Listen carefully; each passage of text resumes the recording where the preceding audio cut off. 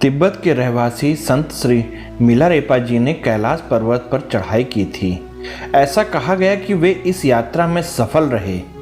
मिलारेपा जी महान संतों की श्रेणी में आते हैं। ऐसा कहा जाता है कि मिलारेपा जी ने अपनी साधना को पूर्ण करने के लिए कैलाश पर्वत की यात्रा की थी। मिलारेपा एक ऐसी हस्ती हैं जो आज पूरी दुनिया के लिए प्रेरणा प्रतीक बन गए हैं। तिब्बत की नगरी इनके जैसे संत को पाकर धन्य हो गई है। नहीं केवल तिब्बत के, लेकिन पूरी दुनिया के लिए एक बड़ी हस्ती के रूप में प्रसिद्ध हैं। ऐसा कहा जाता है कि तिब्बत की भूमि पर ऐसे कई संत हैं जिन्होंने अपनी जिंदगी में कई महान कार्य किए। तिब्बत की धरती शिक्षण और मानवीय चेतनाओं के लिए समर्पित है। ऐसा कहा जाता है कि इस धरती ने कई महापुरुषों को जन्म दिया है जिन्होंने अपना सारा जीवन केवल अन्य लोगों के लिए समर्पित कर दिया है।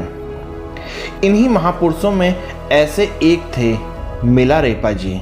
मिलारेपा जी अपना अध्ययन पूज्य गुरु श्री मारपा जी की छत्र छाया में किया। उन्होंने अपने गुरु के कथनानुसार ही अपनी शिक्षा प्रारंभ की थी। ऐसा कहा जाता है कि मिलारेपा जी ने अपना पूरा शरीर पूज्य गुरु श्री मारपा जी को समर्पण कर दिया था। उन्होंने अपने गुरु जी को अर्पण किए शरीर के बदले में उनसे थोड़ा सा खाना, कपड़े और शिक्षा का दान मांगा।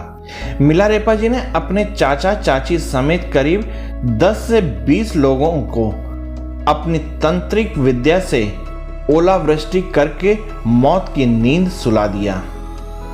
ऐसा उन्होंने इसलिए किया था क्योंकि वे अपने आप को साबित करना चाहते थे। उनके अंदर की आग को उन्होंने ऐसा करके बुझा लिया था। ऐसा कहा जाता है कि मिलारेपा जी जब 7 साल के थे तब उनके पिताजी की मृत्यु हो गई थी और पिता की मृत्यु के पश्चात उनके घर में उनकी माता, बहन और वे खुद रहते थे। ऐसा कहा जाता है कि उनके चाचा जी ने उनके पिता के हिस्से की संपत्ति भी हड़प ली थी, जिसका बदला उन्होंने अपने चाचा जी से ले लिया था।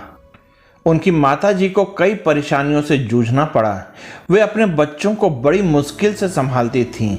एक दिन मिलारेपा जी मधुर सा कोई गाना गुनगुना रहे थे और उनकी माता जी को बहुत ही गुस्सा आया और उन्होंने मिलारेपा जी को मारना शुरू कर दिया।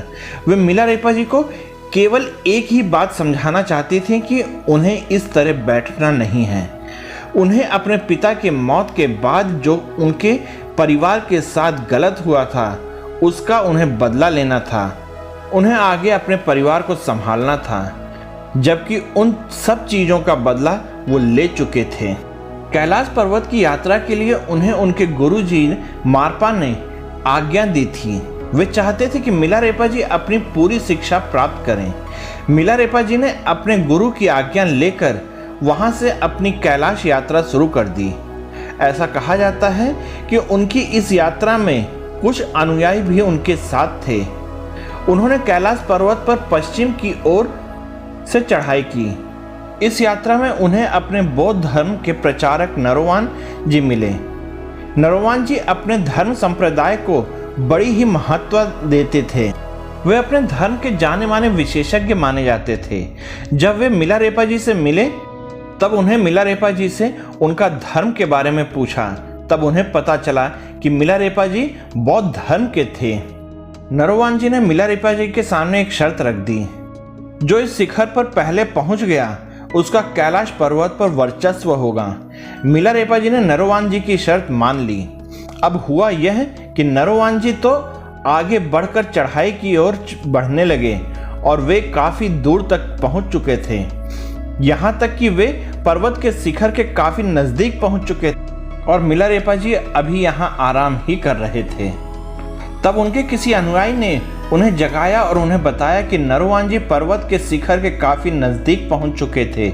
मिलारेपा जी ने काफी तेजी से पर्वत पर चढ़ाई चढ़ना शुरू कर दी। अब मिलारेपा जी भी करीबन शिखर के पास पहुंच चुके थे। नरोवान जी शिखर की ओर आगे बढ़ने लगे। तभी सूर्योदय की पहली किरण उनके चेहरे पर पड़ी और इसकी तीव्रता इतनी तेज थी कि वे कुछ पीछे हट गए और तब तक मिलारेपा जी कैलाश पर्वत के शिखर पर पहुंच गए। नरोवान जी को अपनी गलती का एहसास हो गया। उन्होंने अपराध भाव से मिलारेपा जी से माफ़ी मांगी और मिलारेपा जी ने उन्हें माफ़ भी कर दिया। मिलारेपा जी ने कैलाश पर्वत पर कई साल तक साधना की, फिर वापस लौटकर अपने गुरु मारपा जी के पास आए और अपनी साधना पूर्ण की। ऐसा कहते हैं कि मारपा जी ने मिलारेपा जी को एक अंधेरी कोठरी में बंद कर दिया था। वहां उन्होंने अपनी तंत्र विद्या पूर्ण की। तंत्र की देवी डाकिनी के अनुसार मिलारेपा जी की विद्या अभी संपूर्ण नहीं थी, अभी उन्हें और अभ्यास करना था। मिलारेपा जी ने ये बात अपने गुरु से बताई। तब ऋषि मारपा उनको अपने गुरु श्री नेरपा जी के पास ले गए और उन्हें मिलारेपा जी अपनी संपूर्ण शिक्षा प्राप्त कर ली। ऐसा कहा गया है कि मिलारेपा जी आज भी जीवित हैं और वे आज भी कैलाश पर्वत पर किसी गुफा में बैठकर तपस्या कर रहे हैं। अगर आप लोगों को ये जानकारी पसंद आई तो कृपया लाइक, शेयर और सब्सक्राइब कीजिएगा और आप सब इस जानकारी में मेरे साथ बने रहे, इसके लिए आप सबका बहुत बहुत धन्यवाद। जय हिंद दोस्तों।